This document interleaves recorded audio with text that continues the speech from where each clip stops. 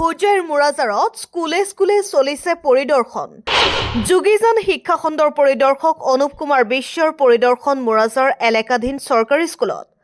যোগীজান শিক্ষা খণ্ডৰ পৰিদৰ্শক অনুপ কুমাৰ বিশ্বৰ হঠাৎ পৰিদৰ্শনত সমৰ্থন জনাই সহযোগ কৰে আমচু নেতাই।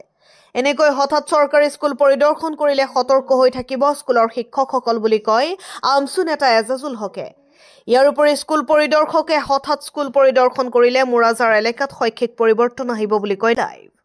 যোগীজান শিক্ষা খণ্ডৰ SI মহোদয় অনুপ কুমাৰ বিশ্বাস ছাৰে আজি সাৰ্ডেন ভিজিট কৰিলে আমাৰ মুৰাজাৰ অঞ্চলত।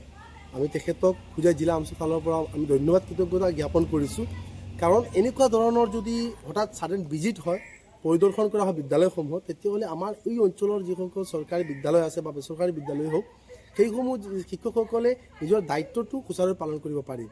আজি তেখেত বিভিন্ন শিক্ষা অনুষ্ঠানলৈ গৈছে, মই নিজেই লগত আছিলোঁ। অতি সুন্দৰকৈ তেখেতে সেই শিক্ষা অনুষ্ঠানখনৰ শৈক্ষিকখিনি বুজ ল'লে, ছাত্ৰ ছাত্ৰীৰ লগত কথা পাতিলে, টিচাৰসকল ৰেগুলাৰ আহেনে নাই, আৰু যিবিলাক ক্ৰুটি আছে সেইবিলাক আঙুলিয়াই দিলে শুধৰণি কৰিবৰ কাৰণে।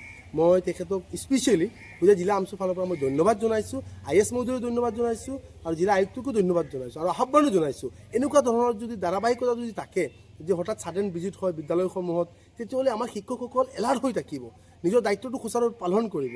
গতিকে আজি যিটো হ'ল, আমি সঁচাকৈ আমি পাব্লিক হিচাপতো হওক বা সংগঠনৰ ফালৰ পৰা হওক, আমি বহুত মানে ভাল পাইছোঁ।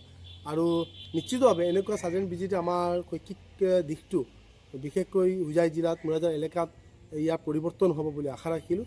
পুনৰ মই তেখেতক ধন্যবাদ জনাইছোঁ।